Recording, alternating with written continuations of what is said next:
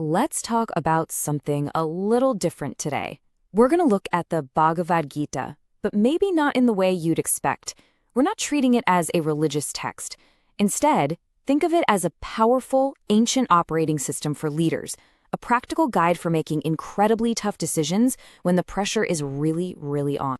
The biggest problem facing a lot of leaders today, it isn't a lack of skill, and it's definitely not a lack of ambition. It's something deeper, something the source material calls inner incoherence. It's like a bug in our mental software that creates this massive gap between the actions we take on the outside and the stability we have on the inside. And this bug, well, it shows up in some very familiar ways in the corporate world, doesn't it? There's that relentless obsession with quarterly numbers, decisions being driven by fear of failure, a culture that actually celebrates burnout like it's a badge of honor. And of course, company values that look great on a poster but just seem to vanish the second things get tough. These aren't separate problems, you see. They're all symptoms of a much deeper issue. Now, what's so fascinating is how the Gita tackles this. You have the warrior, Arjuna, facing this impossible crisis. And his mentor, Krishna, doesn't just hand him the answer. He doesn't magically fix the problem. Instead, he completely reframes how Arjuna sees the entire situation. So, that's what we're going to do. Let's walk through 3 of these powerful mental reframes and see how they apply directly to leadership right now. Okay, our first reframe. This one goes right to the heart of the modern corporate world and challenges its absolute obsession with results. It's a huge shift in focus, moving away from the finish line and onto the quality of the race itself. And this is the core idea, captured in one of the Gita's most famous lines. The implications for how we work are just massive. This isn't about not caring about results. Of course you care. It's about choosing where you place your psychological energy. This whole principle is called nishkama karma, and it's not about being indifferent or lazy. It's actually the opposite. It's about reaching this next level of professional maturity, a place where your fear of failure or your anxiety about hitting a target doesn't poison the quality of your work. It's about being free from being a psychological slave to the outcome. So look at what this mental shift really does. On the left, when you're obsessed with the outcome, everything is driven by anxiety. Ethics can start to feel negotiable. And when you lose, it's paralyzing. But look what happens when you shift to the right, to process excellence. Your work becomes driven by mastery. You protect the integrity of how you do things. And suddenly, losses aren't a disaster. They're a source of insight. This is how you build real, sustainable resilience. All right, let's move on to our second reframe, which builds right on top of the first. This one makes a bold claim that real leadership authority, it doesn't come from your job title. It comes from the much harder work of mastering yourself. The Gita basically asks this very stark question. Is your mind on your team, or is it working against you?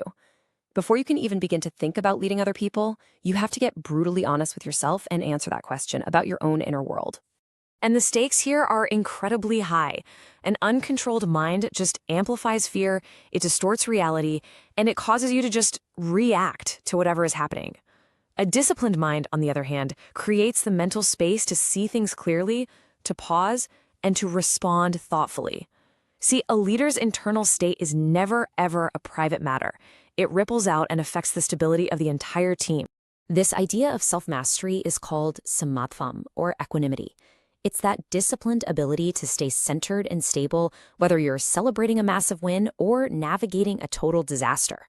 That stability is what keeps you from getting arrogant in success or paralyzed in failure. Honestly, this is the very foundation of a leader's credibility.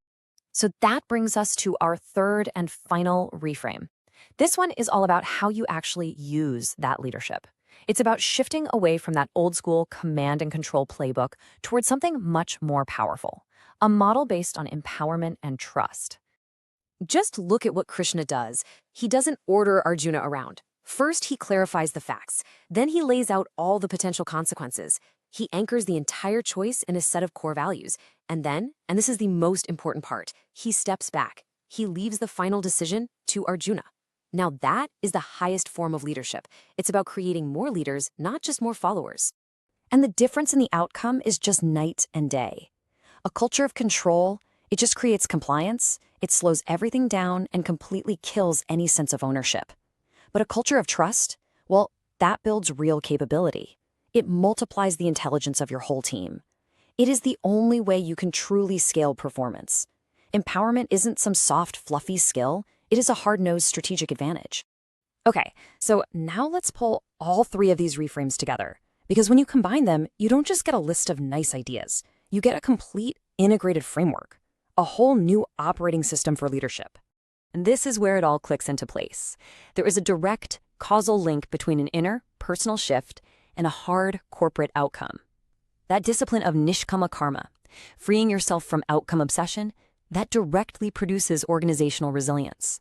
The self-mastery, or atmajaya, that's what builds your credibility. Acting from your core values, or dharma, that's what generates trust. And that state of equanimity, samatva, it creates real, measurable stability. The inner work isn't separate from the business. It's what drives it. And here's the bottom line. The battlefield, with all its pressure, its moral dilemmas, and its high-stakes choices, it never went away. It just changed its clothes. For today's leaders, the battlefield is the boardroom. It's the balance sheet. It's that brutal quarterly review. And that brings us to the final challenging thought. What the Gita is really telling us is that leadership isn't just a position you hold. It's a discipline that you express through your actions every single day. So the question for every one of us is simple. Are your actions coming from a place of fear or from a place of clarity? The choice is always yours.